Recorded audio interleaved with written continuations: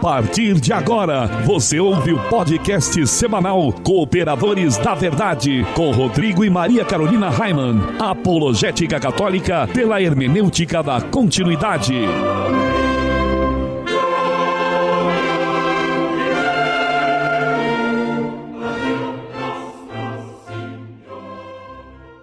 Olá, amigo ouvinte, paz e bem, aqui quem vos fala é o professor Raimann e estamos começando mais um podcast semanal Cooperadores da Verdade, apologética católica pela hermenêutica da continuidade. Aqui se fala a verdade, custe o que custar, doa a quem doer. Tudo bem, Carol? Tudo ótimo, Raimann, graças a Deus, como sempre, né? E Salve, quem veio Maria. cooperar com a verdade hoje, Maria Carolina? Hoje o cooperador é o nosso grande amigo, queridíssimo psicólogo André Felipe. Seja bem-vindo, André. Muito obrigado, Rodrigo. Obrigado, Carol. É uma alegria estar aqui com vocês mais uma vez. Seja bem-vindo, André Felipe, os dois apóstolos, né, em um só. É um prazer ter você aqui conosco novamente. Bora cooperar com a verdade que é Cristo, não é mesmo? Mas antes, gostaríamos que o André contasse um pouquinho mais para os nossos ouvintes sobre ele. Pode ser, André? E qual é a novidade que vem por aí, André? Então, vamos contar para o pessoal ouvir, né? Já. Graças a Deus. Então, eu me chamo André Felipe, sou psicólogo, também educador social. E uma pessoa que procura sempre viver o Evangelho, viver os desafios do Evangelho no dia a dia, acolher o que Deus quer para nós. Sou casado, tenho 2 filhos nascidos e mais um na barriga, para a glória de Deus. Prima, chupa, viva! Exatamente. Então, no intervalo de 1 ano e meio entre um filho e outro, tá vindo. Maravilha, Terceiro Deus filho. seja louvado. Vai encher né? a casa, graças a Deus. Então, nós estamos aí sempre tentando cooperar com a verdade, vivendo a graça de Deus, de sentir a perseguição na pele, muitas vezes, pelas escolhas. Escolher Deus não é fácil, porém traz muita alegria. É verdade. Muita Quantos alegria. anos tu tem, André? Eu tenho 29 anos. Que novinho, Nossa, né? novinho. Um garoto, né? Minha esposa tem 25. Uma coisa linda, né? Ele e a Juliana, um casal, assim, realmente inspirador também, né? Pra verdade. essa geração. E para quem quiser conhecer um pouquinho mais sobre o André, ouça os programas anteriores que ele participou aqui conosco. Ambos na segunda temporada. São o episódio 18, sobre o cânon bíblico, e o episódio 39, sobre a indulgência plenária no centenário de Fátima. Ficaram muito bons, né? Verdade. E em nosso momento de oração de hoje, além de todas as intenções que estão em nossos corações, nós queremos rezar por todas aquelas pessoas que nos ajudam com doações, os nossos patrocinadores, os sócios do Clube do Ouvinte, os nossos parceiros das rádios que nos transmitem, os nossos ouvintes e todos aqueles que acompanham o nosso site ou nos seguem nas redes sociais. Estamos reunidos em nome do Pai, do Filho e do Espírito Santo. Amém. Inspirai, ó Deus, as nossas ações e ajudai-nos a realizá-las, para que em vós comece e para vós termine tudo aquilo que fizermos por Cristo, Senhor nosso. Amém. Santa Maria, Mãe de Deus, Rogai por nós. Pai nosso que estais nos céus, santificado seja o vosso nome. Venha a nós o vosso reino, seja feita a vossa vontade, assim na terra como no céu. O pão nosso de cada dia nos dai hoje, perdoai-nos as nossas ofensas, assim como nós perdoamos a quem nos tem ofendido, e não nos deixeis cair em tentação, mas livrai-nos do mal. Amém. Ave Maria, cheia de graça, o Senhor é convosco. Bendita sois vós entre as mulheres, e bendito é o fruto do vosso ventre, Jesus. Santa Maria, Mãe de Deus, rogai por nós, pecadores, agora e na hora de nossa morte. Amém. Glória ao Pai, ao Filho e ao Espírito Santo, como era no princípio, agora e sempre, por todos os séculos dos séculos. Amém. Senhor, fazei de mim um instrumento de vossa paz. Onde houver ódio, que eu leve o amor. Onde houver ofensa, que eu leve o perdão. Onde houver discórdia, que eu leve a união. Onde houver dúvida, que eu leve a fé.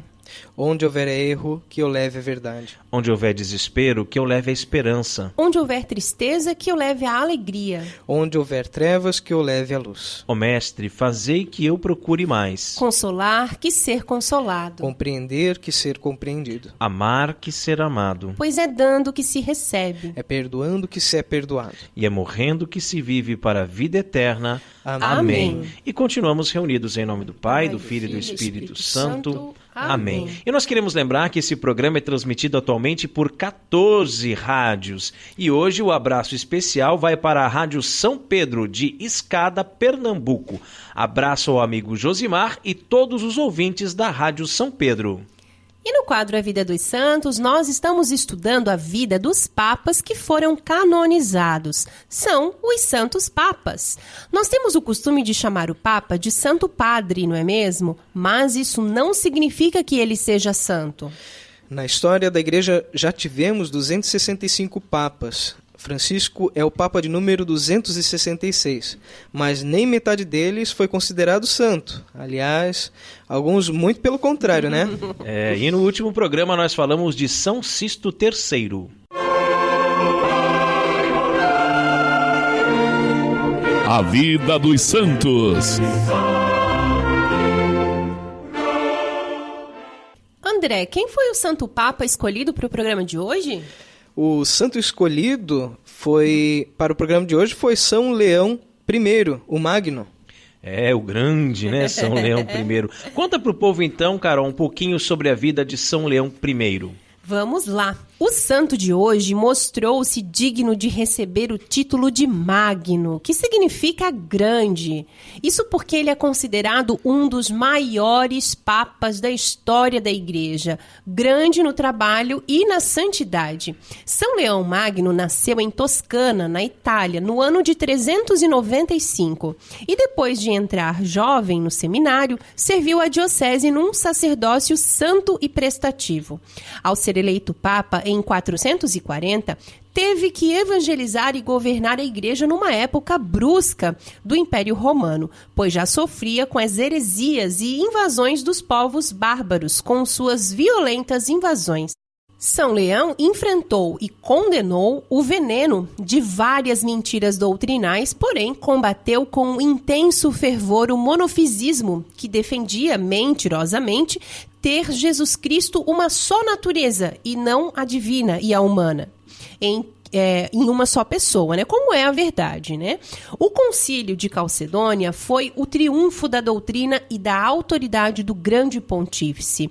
Os 500 bispos que o imperador convocara para resolverem sobre a questão do monofisismo limitaram-se a ler a carta papal, exclamando ao mesmo tempo: Roma falou por meio de Leão, a causa está decidida. Causa finita est. Quanto à dimensão social, Leão foi crescendo, já que, com a vitória dos desordeiros bárbaros sobre as forças do Império Romano, a última esperança era o eloquente e santo doutor da Igreja que conseguiu salvar da destruição a Itália, Roma e muitas pessoas. Átila ultrapassara os Alpes e entrara na Itália. O imperador fugia e os generais romanos escondiam-se. O Papa era a única força capaz de impedir a ruína universal. São Leão Magno sai ao encontro do conquistador bárbaro, acampado às portas de Mântua. É certo que o bárbaro abrandou-se ao ver diante de si, em atitude de suplicante, o pontífice dos cristãos e retrocedeu com todo o seu exército. Mas imagina, né? O Papa aparecer lá na frente dele pedindo, suplicando, né? E dentre tantas riquezas em obras e escritos, São Leão Magno deixou-nos este grito: toma consciência, ó cristão, da tua dignidade, já que participas da natureza divina. Quem dera, né? Oxalá nós tomássemos consciência dessa dignidade de ser cristão. Nós falávamos agora há pouco em off, né? Quantos cristãos que são de meia tigela, né? Porque não tomam consciência de que já participam aqui na Terra da natureza divina. Isso mesmo, São Leão Magno entrou no céu no ano de 461. São Leão Magno, rogai por nós. Encontre os Cooperadores da Verdade nas principais redes sociais: Twitter, Instagram, SoundCloud, Facebook e YouTube como Os Cooperadores. E não se esqueça de também visitar o nosso site, é cooperadoresdaverdade.com. Livraria Católica Auxílio dos Cristãos. Artigos religiosos. A Livraria Auxílio dos Cristãos fica na Praça Governador Irineu Bornhausen, centro de Itajaí, no estacionamento da Igreja Matriz do Santíssimo Sacramento. Calendários, bíblias, livros, artigos litúrgicos, camisetas, cartões, presépios, crucifixos, imagens sacras, CDs, DVDs e muito mais. Telefone 3349-0692. 3349-0692. Livraria Auxílio dos Cristãos. 21 anos de tradição. E se você também gostaria de anunciar a sua empresa no programa Cooperadores da Verdade, entre em contato conosco e ajude-nos a evangelizar. André, você sabe qual é a frase de Padre Pio para o programa de hoje? Claro, diga ao Senhor, faça em mim segundo a tua vontade, mas antes de mandar-me o sofrimento, dê-me força para que eu possa sofrer com amor.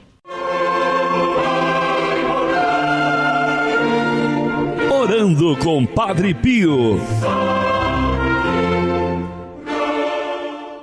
Quando o anjo Gabriel aproximou-se daquela jovem de Nazaré, chamada Maria, e disse que ela seria a mãe do Filho de Deus, ela teve medo. Quem não teria? Eu teria. Mas confiou em Deus de olhos fechados e disse: Eis aqui a escrava do Senhor. Faça-se em mim segundo a tua palavra. A palavra do anjo era a palavra do próprio Deus, a palavra que se fez carne em seu ventre de virgem e mãe e veio habitar em nosso meio.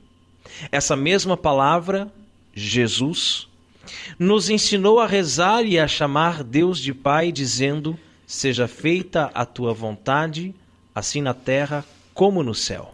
Sim, mas às vezes dizemos da boca para fora, né? Rezamos o Pai Nosso. Tão mecanicamente, né? De forma tão automática que não nos damos conta do que de fato estamos falando para Deus e da importância que tem estas palavras. Nós dizemos, seja feita a tua vontade, Senhor, quando de fato queremos que seja feita a nossa vontade.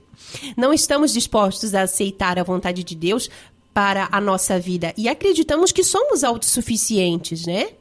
Que podemos fazer tudo sozinhos, que somos bons o bastante para resolver todos os nossos problemas do nosso jeito, sem precisar de Deus para nada. Ou admitimos que precisamos de Deus, pedimos ajuda para Ele em nossas orações e quando Ele nos dá a solução, aí não nos agrada, né? Porque, de fato, nós não queremos a vontade de Deus, e sim a nossa vontade.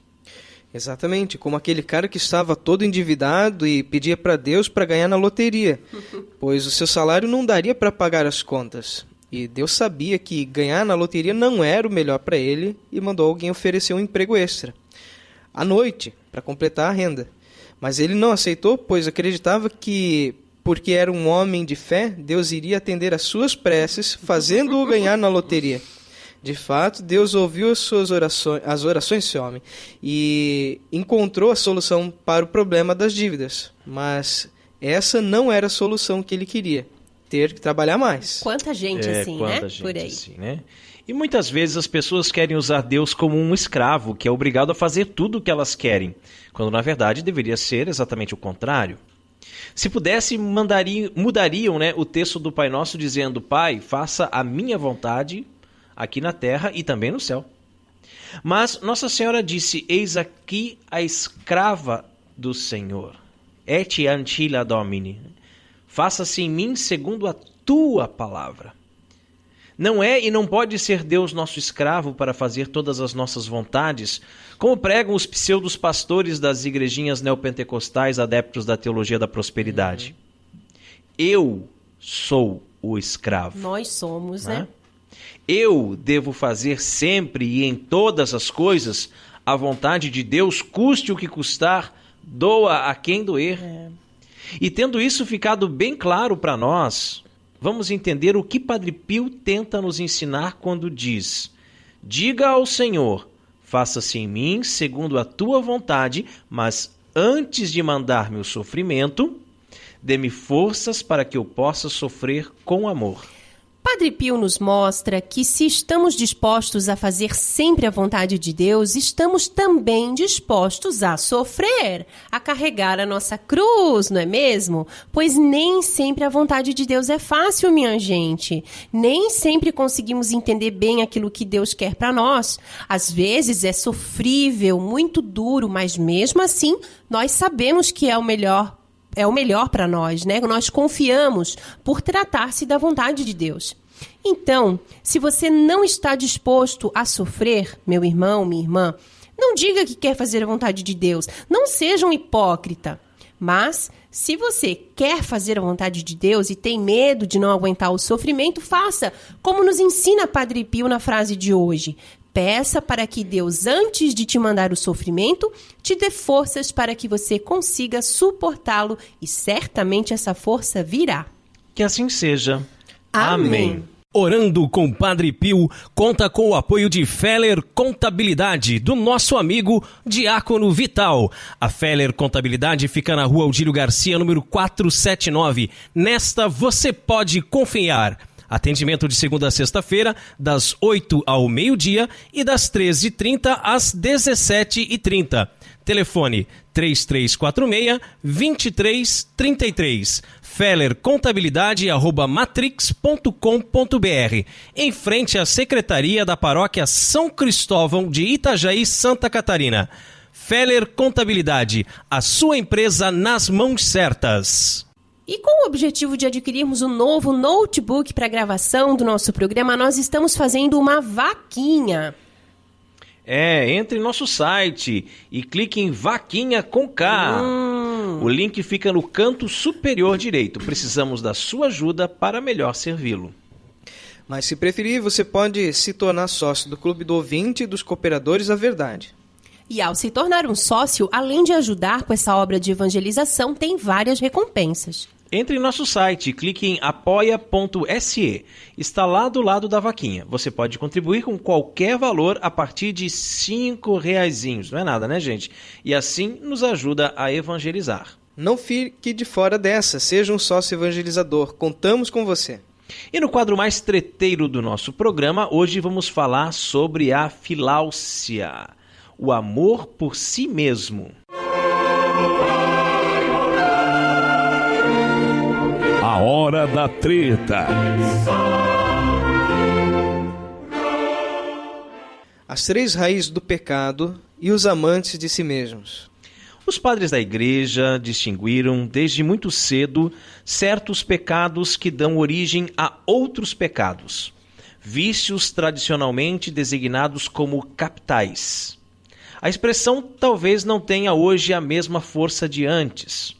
Com o advento da psicanálise, e aqui está o André para nos ajudar, expressões como alma, espírito, salvação, etc., começaram a ser vistas como crendices do passado. E, em consequência, o tema dos chamados pecados capitais permaneceu, quando não abandonado de todo pela psicologia moderna, ao menos relegado ao plano da sátira anticlerical, para quem a própria ideia de pecado não seria mais do que um artifício inventado pela igreja, a fim de controlar a mente dos fiéis. Que coisa triste isso, se a gente for analisar, né? Que hoje as pessoas passam a ver o pecado como uma invenção da igreja, né? A igreja inventou o pecado, inventou o inferno, inventou o demônio, para que vocês ficassem com medo. Porque Deus é amor, para vocês fossem controlados pela igreja lá da Idade Média. Então, hoje, é um absurdo você acreditar que existe pecado, que existe o demônio, que existe o inferno, né? Como é que é aquela pessoa que não, o meu relacionamento é com Deus, não é com a igreja, não é? Claro, eu fui falar para uma pessoa, né, do que a igreja pensa, não é o que... Porque ela falou assim, nós discordamos. Eu falei, não, esse discordamos não é entre eu e você, é você e a Santa Igreja, porque é o que ela diz, né? Ela diz, mas é o que... Não, mas eu tenho o meu relacionamento com Deus, é eu e Deus. Eu e Deus. Deus é bom, Deus é o coração. E para que eu vou me confessar com o padre, né? Se eu posso contar direto para Deus, né? E tal. Outro dia eu falava em sala de aula a respeito disso e eu disse para eles assim: Jesus ressuscitado apareceu no meio dos discípulos e disse: a paz esteja convosco. A quem perdoares os pecados serão perdoados. A quem retiverdes serão retidos. Se fosse para você se confessar direto com Deus, Jesus diria assim: a paz esteja convosco. Confessem-se direto com Deus. Seria simples o objetivo. Pronto. Para que Jesus ia inventar o sacramento da confissão se não fosse necessário, né, gente? Mas também uma questão que contribui para que se mantenha, para que esses movimentos tenham força para... com essas heresias, com toda essa questão contra a igreja, é também a autoridade dos padres, dos nossos sacerdotes. A coragem... Falta de autoridade. A falta de autoridade. Muitas vezes os padres querem falar aquilo que realmente, desse jeito, querem falar aquilo que agrada o ouvido do fiel para que ele não deixe de vir na sua igreja. Infelizmente. Exato, o respeito humano, né? Acaba agindo como pastorzinho neopentecostal. Muitas vezes sim. E aí, às vezes, muito mais vale a igreja vazia. Sim, o Padre Paulo já fala isso há anos, Exato. que a igreja precisa de mais excomunhões, Exatamente. né? Mas vale uma igreja vazia, porque as pessoas não querem ouvir aquilo, não aceitam aquilo. Se resuma a 12 novamente, mais 12 fiéis. 12 fiéis. Né? Porque as igrejas neopentecostais, na verdade, elas não exigem uma mudança de sujeito, né? Então elas não estão preocupadas se a pessoa vai se converter, se ela vai mudar de vida, se ela vai passar a ter atitudes boas. Até porque a salvação dela está garantida, é o que ele acredita. Né? A salvação está garantida, agora você precisa só pagar o dízimo, que é o que interessa para os pastores. Né? Então essa conversinha aí, muitas vezes a gente vê, infelizmente, em alguns dos nossos sacerdotes, né? Ah, meu filho, mas isso nem é pecado. Você vai se confessar e ele diz, isso nem é pecado. Aí você pede, padre, me dá uma penitência. Eu não gosto de dar penitência. Bom, eu não estou perguntando se o senhor gosta ou não, eu estou pedindo a penitência. Né? O fato é que quem quer que olhe sinceramente para dentro de si é capaz de perceber uma clara desordem interior. Todos nós, né, certos impulsos violentos e sedutores que nos arrastam a fazer e a pensar, né, muitas vezes o que nós sabemos ser errado. São brigas constantes, né, invejas, ciúmes, infidelidades, tudo isso não nos deixa mentir, né? Há algo profundamente quebrado em nós, ao menos no estado atual em que nos encontramos. E na busca de remédios para esses males, poucos homens foram tão cirúrgicos e profundos em suas análises psicológicas quanto os santos da Igreja Católica. O pecado entrou no mundo quando as criaturas tentaram ser iguais a Deus, pelas próprias forças, sem auxílio da graça. Ao contrário das mãos de Eva, que se fecharam para roubar o fruto proibido, as mãos de Cristo se abriram para tudo entregar. E o livro de Gênesis diz que Deus criou o ser humano à sua imagem. Antes disso, o pecado já existia, não por natureza, mas pela má vontade dos anjos decaídos, os demônios. Foram eles que, por inveja, se aproximaram do primeiro homem para tentá-lo. Até então, Deus o havia colocado em um jardim de benesses, com múltiplas possibilidades de árvores e animais para comer e inúmeras coisas para fazer, tendo proibido apenas uma coisa: podes comer de todas as árvores do jardim, mas da árvore do conhecimento do bem e do mal não deves comer, porque no dia em que dele comeres, com certeza morrerás. E por medo dessa morte, e pelo medo, né, pelo aviso divino, Adão e Eva não tinham comido da árvore até que... O encardido vem, né? Até que o capiroto, demônio... mochila de criança, o Diogo. O demônio lhes tentou, invertendo o apelo de Deus e transformando em atrativo aquilo que era proibido. Né? E a serpente diz, de modo algum morrereis. Pelo contrário, Deus sabe que no dia em que comerdes da árvore, os vossos olhos se abrirão e sereis como Deus, conhecedores do bem e do mal. E, seduzidos pelo maligno, os primeiros pais pecaram e a desordem entrou na humanidade. E olha só, transformando em atrativo aquilo que era proibido. Isso é uma coisa muito interessante, porque a gente pode pensar, o pecado ele se mostra de uma forma atrativa, né? Mas parece que essa frase já não se encaixa mais para nossos tempos, sabe? Para nossa realidade de hoje, porque talvez alguns anos atrás, 30, 40 anos atrás, né, as pessoas começaram a se interessar por aquilo que era proibido. Aquilo que era proibido começou a se tornar mais atrativo e elas começaram a cair em pecado. Hoje não. Hoje parece que já nem tem mais essa noção de proibido, já é tudo liberado. É natural. Parece que é tudo natural, parece que a pessoa já nasce com essa propensão de querer fazer o errado, porque o errado é o certo de hoje. Né? E se tem alguém fazendo o correto, ele que está errado. Né? Parece que se inverteu totalmente. Né? Você que é o diferentão, né, André? E o relato do livro do Gênesis sublinha um fato de notável importância. Quando a serpente apresentou o fruto da árvore à mulher, ela viu que seria bom comer da árvore, pois era atraente para os olhos e desejável para obter o conhecimento. Essas três realidades, comer, atraente para os olhos e desejável para obter conhecimento, perpassaram toda a história da humanidade. Representam a tendência do homem para o prazer, para possuir as coisas e para o poder. E São Paulo já falava, né, que a gente tem uma forte inclinação para o pecado. E São João entendeu bem isso quando escreveu que, abre aspas, tudo que é no mundo, a concupiscência da carne, a concupiscência dos olhos e a ostentação da riqueza, que é a soberba da vida, não vem do Pai, mas do mundo. Fecha aspas. E o próprio Senhor, no deserto, foi tentado pelo demônio com essas três matérias. Primeiro, Satanás propôs a ele que transformasse pedras em pão, a fim de comer. Olha lá. Depois mostrou-lhe num relance todos os reinos da terra e prometeu dar-lhe tudo aquilo se prostrasse diante dele. Por fim, tentou Jesus a fazer uma demonstração de poder. Se és filho de Deus, lança-te daqui abaixo. Nosso Senhor venceu as três tentações, mostrando ao homem que é possível, com a sua graça, vencer a carne decaída pelo pecado original. Mas que são essas três coisas que com razão se podem chamar de raízes do pecado? Tratam-se de três libidos. As duas primeiras são chamadas por São João de epitomia.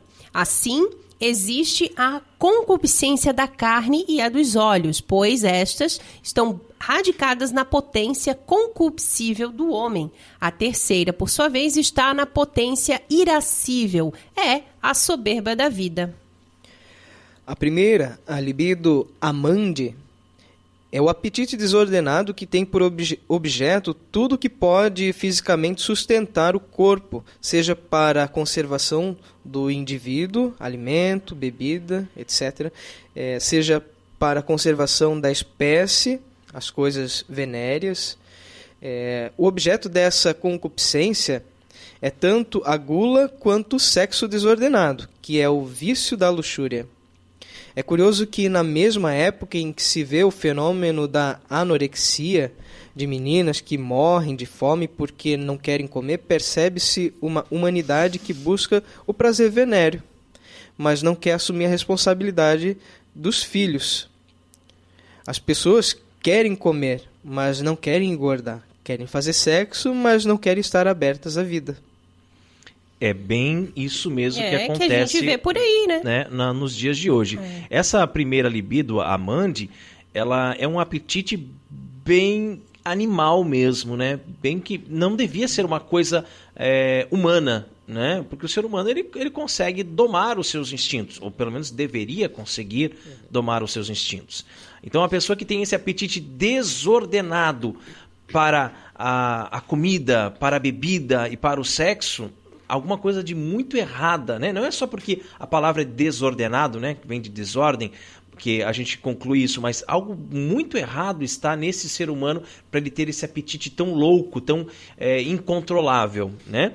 Mas a segunda libido, que é a libido possidendi, a gente diz que ela é a concupiscência animal e tem por objeto as coisas que não se apresentam para a sustentação e o prazer da carne, mas que agradam à imaginação ou a uma percepção semelhante.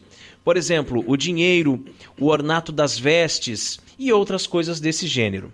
É essa espécie de concupiscência que se chama de concupiscência dos olhos. E aí a gente até brinca, né, às vezes, que a concupiscência dos olhos é o olho gordo, né, é a inveja, mas é porque realmente, né, você vê as coisas e você deseja pelo olhar, né? Isso aí. A terceira é a libido dominandi. é a soberba fundamental de querer ser igual a Deus, como fez Satanás. Enraizada no irascível, essa libido deseja o bem enquanto algo árduo. Quanto ao apetite desordenado do bem difícil, pertence à soberba da vida, sendo que a soberba é o apetite desordenado da excelência. Para combater essas 3 causas do pecado que se praticam as 3 obras quaresmais. Tá o aí. jejum, a esmola e a oração. Né? E também os 3 votos evangélicos. A castidade, a pobreza e a obediência. Então, também aqui se identificam os nossos relacionamentos com o outro, com as coisas e conosco. Se abusamos de outra pessoa, usando-a como objeto de prazer, estamos cedendo à concupiscência da carne. Se idolatramos as coisas, pensamos estar nelas a nossa felicidade. Cedemos à concupiscência dos olhos e se fazemos de nós mesmos deuses, estamos na soberba da vida. Deus criou o homem para que ele participasse de sua divindade, mas ele deveria ser pela graça, não por suas próprias forças. Quando Eva se apega ansiosamente ao ser igual a Deus, ela rouba com usurpação. As suas mãos se fecham para pegar para si. As mãos de Cristo, como já foi dito, pelo contrário, né? Ao contrário das mãos de Eva, elas se abrem para dar. Né? Então Cristo veio nos dar a graça. Enquanto Eva quis, Cristo tudo entregou. Enquanto as mãos de Eva se voltam ao lenho para pegar, as de Cristo se deixam pregar ao lenho da cruz para dar a vida. Da primeira árvore nos vem a desgraça e a morte. Da segunda, a graça e a vida, a nossa salvação.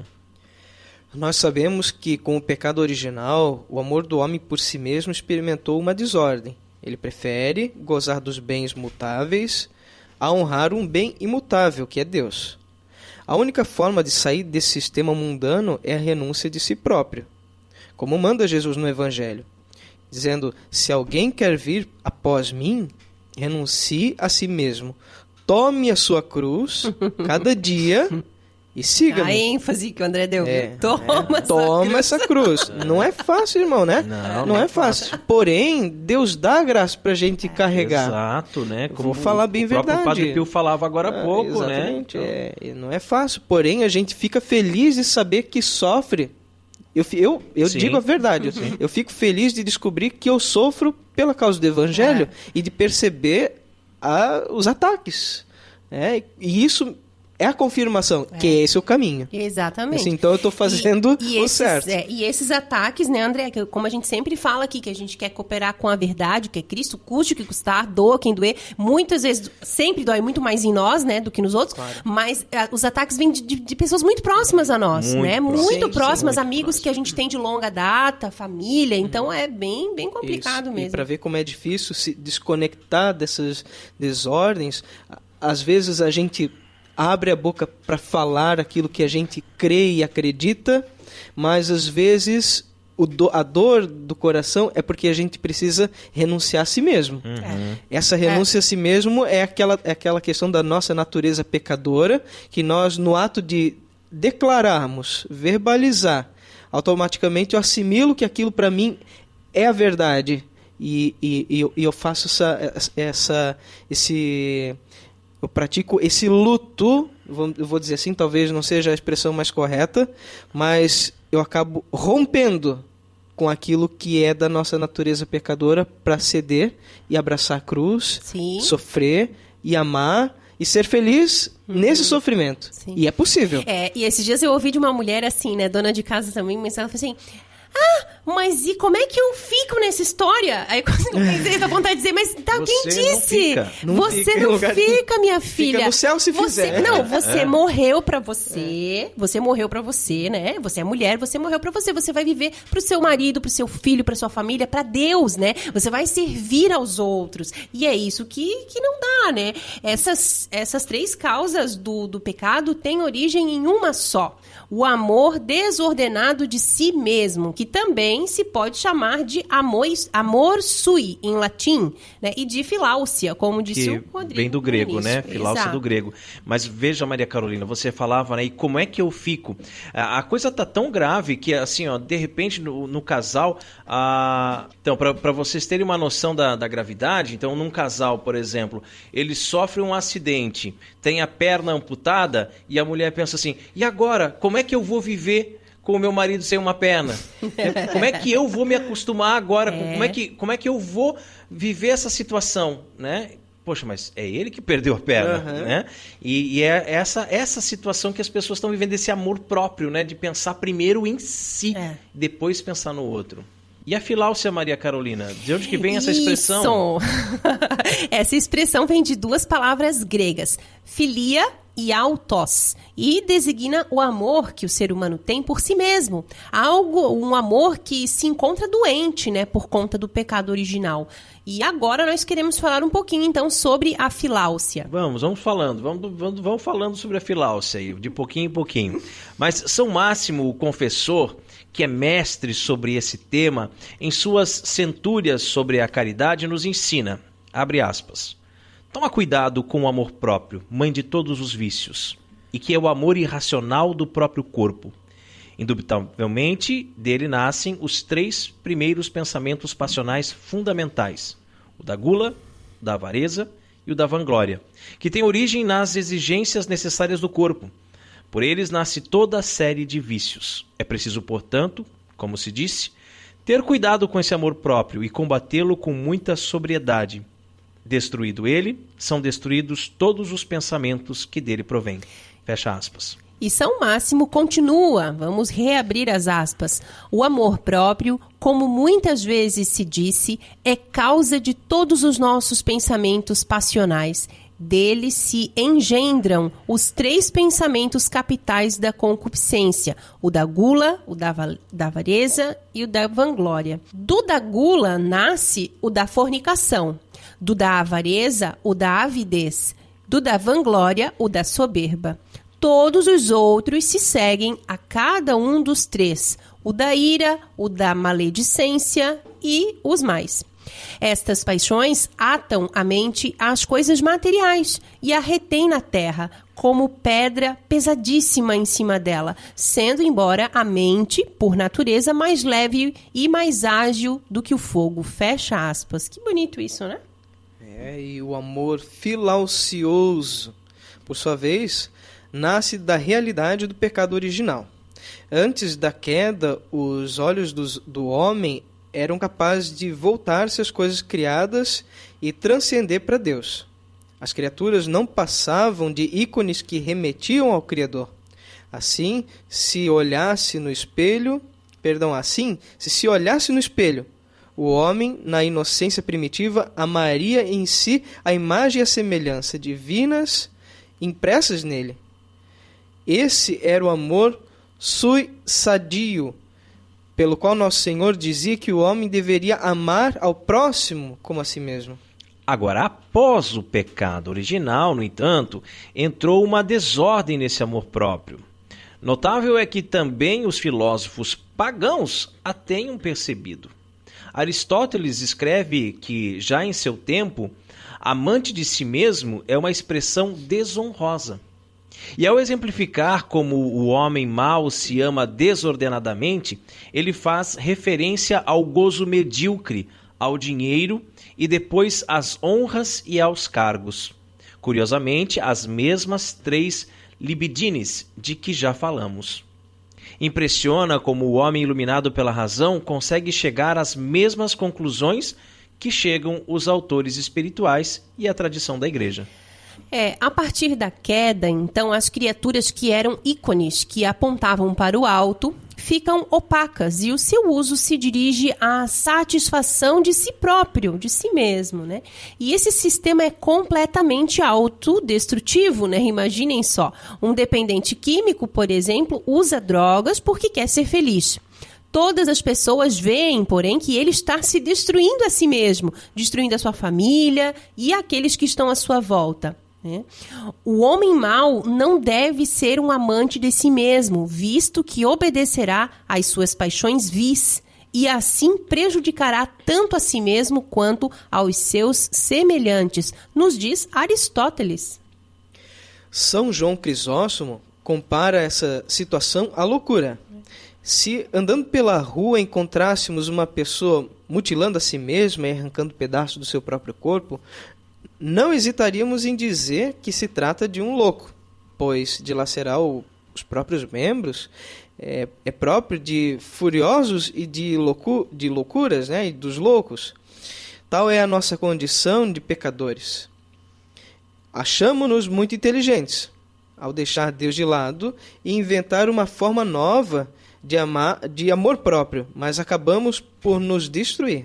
Que interessante essa comparação, né? Verdade. E para curar essa doença, gente, é necessário voltar à capacidade de transcender, olhando para as coisas criadas e dirigindo o nosso olhar ao céu. É tão difícil isso, né? Tão complicado você voltar o seu olhar para as coisas criadas, né? Voltando esse olhar para o céu. Existem muitas coisas que nos levam a pecar através da concupiscência dos olhos. E muitas vezes você vê uma criatura, né? Seja um homem, seja uma mulher, que você acha atraente, que você acha sexy, né? Que você acha bonita, e você acaba transformando aquele ícone num ídolo, né? Porque você passa a valorizar mais a criatura do que o Criador. A sua própria esposa, o seu próprio esposo, não pode deixar de ser um ícone e se tornar um ídolo, né? Porque a sua esposa, o seu esposo também é criatura. Nós amamos as pessoas que nos cercam, nossos filhos, nossos irmãos, nossos pais, a nossa esposa, o nosso esposo, porque nós amamos a Deus. É o amor a Deus que vem em primeiro lugar, em primeiríssimo lugar. Então, quando nós olhamos, quando você olha para a sua esposa, quando você olha para o seu esposo, o seu olhar tem que estar voltado para o céu. Quando você tem uma relação sexual com a sua esposa, com o seu esposo, isso não é para satisfazer o seu bel prazer. Isso é porque aquilo é algo sagrado e benquisto por Deus. A esse propósito todo, Santo Agostinho faz uma comparação fantástica. Abre aspas. Deus não te proíbe de amar estas coisas, as criaturas, mas de amá-las com a finalidade de obter a felicidade. Não é proibido, porém, admirar e aceitar as criaturas para amar o Criador. Fecha aspas. Irmãos, suponhamos que um esposo fizesse um anel para sua esposa e essa tivesse mais amor pelo anel recebido do que pelo esposo que lhe fabricou o anel. Não é verdade que com aquele presente se revelaria que a esposa tem um coração adúltero, embora ela ame algo que é presente do esposo, né? É claro que ela ama algo que foi feito pelo seu esposo, mas se ela dissesse: basta-me o seu anel e não me interessa ver o seu rosto, que tipo de esposa seria essa? Imaginem, né? Quem não abominaria essa loucura, né? Quem não condenaria esse sentimento? Amas o ouro no lugar do homem, amas o anel no lugar do esposo. Se esses são teus sentimentos a ponto de amar um anel no lugar do teu esposo, e a teu esposo não queres nem mesmo ver, então quer dizer que ele te deu esse penhor. Não para te comprometer, mas para te perder. É para isso que um esposo oferece um penhor, para que no penhor ele mesmo seja amado. Para isto Deus te ofereceu as coisas criadas, como ama aquele que as fez.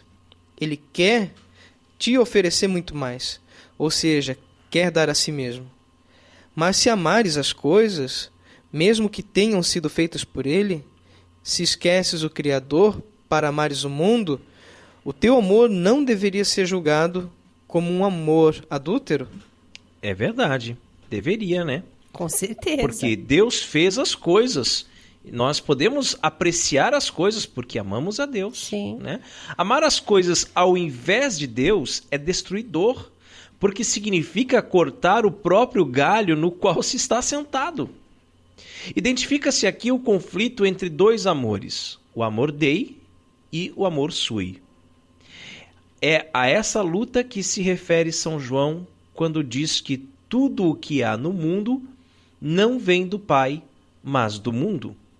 E que o mundo passa, e também a sua concupiscência, mas aquele que faz a vontade de Deus permanece para sempre. É também sobre o que Santo Agostinho fala em sua obra De Civitate Dei. Dois amores fundaram, pois, duas cidades, a saber, o amor próprio, levado ao desprezo a Deus, a terrena, e o amor a Deus, levado ao desprezo de si próprio, a celestial. O desprezo de si próprio significa a renúncia ao amor doente, né? É aquilo que até um pouco a gente falava, né? Um pouco antes, do desprezo que a gente tem por si próprio. A única forma de sair desse sistema de destruição no qual o homem foi colocado com o pecado original é renunciando a si mesmo, gente. E foi o próprio Jesus quem disse: se alguém quer vir após mim, renuncie a si mesmo. Vamos dar ênfase ali, né? Como o André vê, tome a sua cruz cada dia e siga-me. E a Carol falava agora há pouco sobre essa questão da mulher que disse, como é que eu vou ficar agora? Né? E às vezes as pessoas leem isso na Bíblia e não conseguem entender. Como que eu vou me renunciar a mim mesmo? Né? O sacerdote, ele morre para o mundo, para viver para Deus, ele renuncia a si mesmo. O esposo, a esposa morre para o mundo para viver para o seu esposo, para a sua esposa, para os seus filhos, para a sua família. E você não tem outro, mais né? vida. Acabou. Aquelas baladinhas lá que você fazia com os amigos, aquela coisa do final de semana, aquilo morreu, gente. Aquilo acabou. Né? Então você tem que renunciar a si mesmo e tomar a sua cruz. Não tem outro jeito, né? Tertium non datur, né? E a gente percebe como que os nossos irmãos separados, né, os protestantes, têm dificuldade para entender isso. Porque isso aqui é a glória, isso aqui é a glória, isso aqui é... Mas aí é cruz, né? Não vai ter que passar pela cruz primeiro para depois chegar na ressurreição? E infelizmente muitas pessoas dentro da própria Igreja Católica, né, não entendem isso, ou até mesmo subvertem isso, né? Procurando uma forma de serem cristãs. Olha bem o esquema. Ser cristã sem abraçar a cruz, né? Sem abraçar a cruz. Eu sou católica, eu vou à missa, eu vou casar daqui uns dias, entre aspas, né? O apartamento está quase pronto, todo mobiliado, mas eu não quero casar na igreja, né? Mas depois eu me entendo com Deus, é o meu relacionamento com Deus, né? Ou faz tudo direitinho e não quer ter filho. Pula a cruz, né? Toma anticoncepcional. Vai, casa, porque, claro, a gente tem que pagar. Na hora, lá na frente do padre, diz que vai aceitar todos os filhos que Deus quiser mandar. Que é falta de juízo quando tem 3 filhos, um atrás do outro. Eles falta de juízo, não, eu tenho condições. Eu senti um... Sim, não, uma alfinetada aqui, uma alfinetada. Se alguém ouvir aí, for da família, pega... Sim, não. Você deve estar louco, André. Eu disse assim, não, é vontade de Deus. Se Deus quer isso? Um rapaz tão novo aí com 3 filhos já, imagina onde é que isso vai parar. Já ouvi isso de gente da igreja. Já vai estar com 10 filhos, essa mulher. Deus abençoe que a gente possa ter mais que 10. É verdade. Mas assim, é novamente nosso Senhor Jesus Cristo quem diz: quem quiser salvar a sua vida, a perderá. E quem perder a sua vida por causa de mim, a encontrará. Assim, a única forma de viver o amor próprio correto é situá-lo dentro do amor a Deus. O amor virtuoso, a caridade de que falam as Sagradas Escrituras, embora se possa dirigir a Deus, a si próprio e ao próximo, deve ter um único objeto formal, que é o próprio Deus. Isso significa amar o Criador e as criaturas somente por causa dele. Só assim entraremos no caminho da cura que pavimenta a cidade de Deus. E o crédito desse texto que serviu de base para nossa reflexão, mais uma vez, é do site padrepauloricardo.org. Muito bom, né? Bacana. Eu achei bem bacana esse texto. E chegamos à hora mais esperada aqui do programa Cooperadores da Verdade. Os puritanos piram.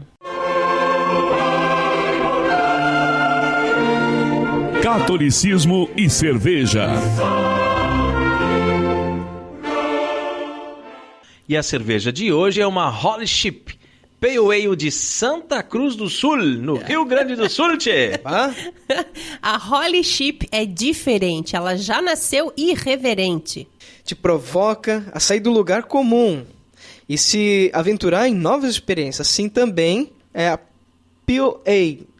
É isso que fala? Pale Ale. Pale Ale. Vou aprendendo, o Raiman vai me ensinar. Vai. Essa cerveja tem uma absurda drinkability. É a passagem para um lugar novo, é o que eles falam, né? Tem um aroma terroso e herbal de lúpulo e de malte. Prove e faça do lobo o seu refém. Então, é uma cerveja com teor alcoólico até baixo, né? 5,4%. O IBU, que é o amargor 35, não é tão amarga assim, mas é bem comum para as Pale Ales, né? Está disponível em garrafas de 500 ml e está dentro da lei da pureza alemã, a Reinheitsgebot.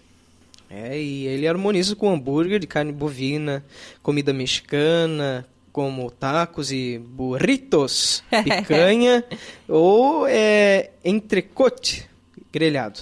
Oremos. Abençoai, Senhor, esta criatura cerveja, que da riqueza do grão vos dignastes produzir, para que seja remédio salutar ao gênero humano. Concedei ainda, pela invocação do vosso santo nome, que quem quer que dela beba receba de vós a saúde do corpo e a tutela da alma. Por Cristo nosso Senhor. Amém. Olha só a cor dessa cerveja, gente. Bem escura, bem turva, né? É mesmo. Eu acho que uma das Pale Ales mais escuras que a gente já provou aqui no Cooperadores da Verdade, né? Bom. Bem, Não tem muita espuma, aroma né? Não bem é cheirosa. mas- Cheirosa, né? Diferente. Olha só, Nossa. adocicada no começo. E né? o herbal, né? Que falava ali. Isso. Tem uma nota herbal, uma coisa assim. E aí o amargor fica no retrogosto, né? Mas bem saborosa mesmo. E o rótulo, queria chamar a atenção, bem bacana. Ele é todo temático, né? Ali falava... Bem criativo, né? Faça do lobo o seu refém. E a Holy Ship é o símbolo da cervejaria, né? É uma ovelha e ela tá botando o lobo mal na fogueira. Vocês viram ali? bem bacana, assim. Legal. E aqui fala, quem acha que a nossa ovelha é pacata, se engana. Tô vendo que você pensa assim, essa aqui é pacata, vou tomar uma garrafa toda. Daí você empacota, né? E você que está nos ouvindo agora também sabe fazer cerveja? Quer ter sua obra-prima degustada aqui no programa Cooperadores da Verdade e ainda ganhar uma propaganda na faixa? Entre em contato conosco pelo e-mail contato@cooperadoresdaverdade.com. Catolicismo e cerveja conta com o apoio da Beer House Cervejas Especiais, empório especializado em cervejas nacionais e importadas, com agradável espaço para degustação e inúmeras opções para presentes. Produtos para harmonização, copos, taças, kits e cestas e, é claro, muita cerveja. Aberto ao público de segunda a sexta, das 15 às 23 horas e aos sábados, das 10 às 22 horas. A nossa missão é trazer o universo cervejeiro cada vez mais próximo dos apreciadores dessa bebida inigualável. A Beer House está situada na Avenida Coronel Marcos Conder, número 950, Sala Térrea, Centro, Itajaí, Santa Catarina. beerhousemkt@gmail.com. Fone 3045-5821. Beer House, a primeira casa cervejeira de Itajaí. E rezemos a Virgem, que nos proteja, nos guie e cuide do nosso apostolado. Ó Maria Virgem Imaculada, saudamos-te e invocamos-te com as palavras do anjo. Cheia de graça, o nome mais bonito com o qual o próprio Deus te chamou desde a eternidade. Cheia de graça és tu, Maria, repleta do amor divino desde o primeiro momento da tua existência, providencialmente predestinada para ser a mãe do Redentor e intimamente associada a ele no mistério da salvação. Na tua Imaculada Conceição resplandece a vocação dos discípulos de Cristo, chamados a tornar-se, com a sua graça, santos e imaculados no amor. Em ti brilha a dignidade de cada ser humano, que é sempre precioso aos olhos do Criador. Quem para ti dirige o olhar, ó Mãe toda santa, não perde a serenidade, por muito difíceis que sejam as provas da vida. Mesmo se é triste a experiência do pecado, que deturpa a dignidade dos filhos de Deus, quem a ti recorre, redescobre a beleza da verdade e do amor, e reencontra o caminho que conduz à casa do Pai. Cheia de graça és tu, Maria, que aceitando com o teu sim os projetos do Criador, nos abristes o caminho da salvação. Na tua escola, ensina-nos a pronunciar, também nós, o nosso sim à vontade do Senhor. Um sim que se une ao teu sim, sem reservas e sem sombras, do qual o Pai Celeste quis precisar para gerar o homem novo, Cristo, único Salvador do mundo e da história.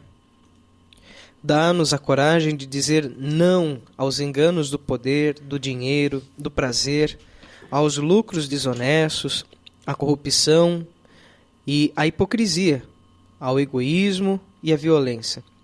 Não ao maligno, príncipe enganador desse mundo. Sim a Cristo, que destrói o poder do mal com a onipotência do amor. Nós sabemos que só corações convertidos ao amor, que é Deus, podem construir um futuro para todos. Cheia de graça és tu, Maria. O teu nome é para todas as gerações penhor de esperança certa. A esta fonte, a nascente do teu coração imaculado, voltamos mais uma vez peregrinos, confiantes para aurir fé e conforto, alegria e amor, segurança e paz. Virgem cheia de graça, mostra-te terna e solicita aos habitantes desta tua cidade, para que o autêntico espírito evangélico anime e oriente os seus comportamentos. Mostra-te mãe providente e misericordiosa do mundo inteiro, para que no respeito da dignidade humana e no repúdio de qualquer forma de violência e de exploração, sejam lançadas as bases firmes para a civilização do amor. Mostra-te, mãe, especialmente de quantos têm mais necessidade, os indefesos, os marginalizados e os excluídos, as vítimas de uma sociedade que com muita frequência sacrifica o homem a outras finalidades e interesses. Mostra-te, mãe de todos, ó Maria, e dá-nos Cristo, a esperança do mundo. Amém. Amém. Salve, Rainha, Mãe de misericórdia, vida, doçura e esperança nossa salve. A vós bradamos, degredados filhos de Eva, a vós suspirando, gemendo e chorando neste vale de lágrimas. Eia, pois, advogada nossa, esses vossos olhos misericordiosos a nós volvei, e depois desse desterro mostrai-nos Jesus, bendito o fruto do vosso ventre, ó clemente, ó piedosa, ó doce sempre Virgem Maria. Rogai por nós, Santa Mãe de Deus, para que sejamos dignos das promessas de Cristo. Amém. Debaixo de vossa proteção nos refugiamos, Santa Mãe de Deus. Não desprezeis nossas súplicas em nossas necessidades, mas livrai-nos sempre de todos os perigos, ó Virgem gloriosa e bendita. Amém. E chegamos ao fim de mais um programa Cooperadores da Verdade. Deixe de ser filacioso e venha ser também um cooperador. Tava top, muito bom. Colabore com esse apostolado, fazendo a sua doação, meu irmão, minha irmã, para que nós possamos adquirir equipamentos melhores e manter esse programa no ar. Isso aí, contamos com a sua generosidade e também com a sua oração. Amém. Muito obrigado a você que nos acompanhou nesse podcast. Ajude a divulgar compartilhando nas redes sociais. Muito obrigado, Carolina, Rodrigo, por esse convite. Foi maravilhoso rezar, meditar, aprender muito. Nossa, maravilhoso. Pode me convidar mais vezes. Você já é sócio aqui, André. Eu sempre falo pro Rodrigo, que o André leva muito jeito, né, Rodrigo? É, exato. Porque o André, ele às vezes ele lê o texto, dá uma erradinha, mas já continua e tem todo um jeito tamo aí. Pra radialista. Muito obrigada. E a gente está esperando, né, uma oportunidade que você possa vir com a família toda. É verdade. Hoje conhecer. A esposa estava enjoada. Ah, aí sim. não Faz parte. Então, dessa vez ela, tem a desculpa. Mas para que ela possa vir participar e que a gente possa estar aqui escutando as crianças andando por aqui, brincando. Assim como a Clara, né? Vamos marcar um dia para o João Miguel estar aqui também, né? Porque hoje ele saiu. Mas que será uma imensa alegria nós reunirmos as nossas famílias, né? E é isso aí, muito obrigada, né, principalmente ao André, agradeço também a esposa dele, porque já é hora adiantada, a esposa né? dele que o cedeu para nós, né? Porque quem tá ouvindo não sabe, pode estar ouvindo de manhã, de tarde, mas agora já são quase 10h30 da noite, né? O horário que o André podia vir e veio. Então que Deus seja louvado. Amém. Um grande abraço a todos, salve Maria. Obrigado, André, meu grande amigo de longa data, né? Desde os tempos do Parque Dom Bosco, né? Já faz muito tempo, mais de 10 anos, né, André? Sim, mais de 10 foi anos em 2007 que a gente começou a trabalhar, exatamente. Então estamos em 2018, 11 anos. Obrigado, Carol, meu benzinho, obrigado, queridos ouvintes, rezem por nós, Deus abençoe a todos, paz e bem.